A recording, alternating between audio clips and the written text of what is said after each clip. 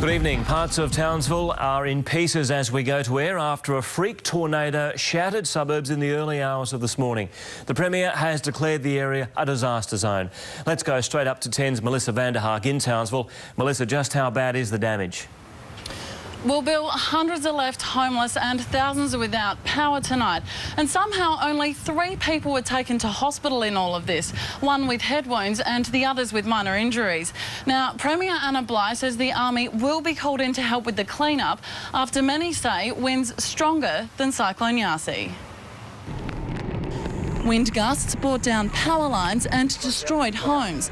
In all, Queensland Fire and Rescue says 50 houses had their roofs ripped clear. But just massive devastation. Like, we had no damage at all in Cyclone Yasi, and it's just ripped through here like a little tornado. It was one of those things that nobody knew it was going to happen. I don't think we're quite sure what the hell it was, to be quite honest. At around 5 a.m, with rain hammering down, 150-kilometre-an-hour winds roared through the street. All hell broke loose, the wind, the rain, the lightning. Wife went to close the windows, next week she's been blown down the hallways. Carrie Morgan got her little girls out of their bedroom just before the neighbour's roof smashed through it. It's completely destroyed. Yeah, the walls are on their beds. Wally Curry was already at work underneath his house when the storm hit. I was hanging onto a concrete post under the house so that I didn't get blown away. More than 100 homes and businesses suffered major damage. Cars were left flattened and the wildlife is suffering. Now the Army has been called in to help. Now, this is one of the worst affected areas. The storm cell appears to have just ripped right down this street, causing power lines to come crashing down everywhere. And it'll be days before these residents have electricity. 8,000 people are now without power, and it'll be months before many of them can return home. It's quite a scene there, Mel. There are stories emerging as well of some very near misses.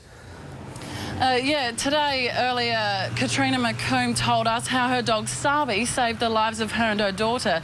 They heard him barking ferociously outside and jumped up to see what was going on. So, Trina, what happened here last night? Not really sure. I don't know if it was a cyclone tornado or what happened, but yeah, we lost our roof within 5 minutes, and we're very lucky that my son's dog barked and it was going off its head, and I walked out and my daughter followed me down the hallway, and we couldn't get into the bedroom.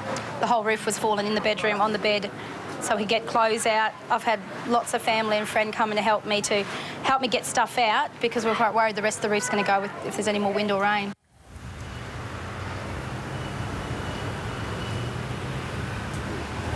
Now, Bill, tomorrow the clean-up begins and victims will be given access to cash grants and other support, but many residents aren't in the clear just yet as there's a severe weather warning in place for tonight. All right, thank you for that, Melissa van der Haag in Townsville.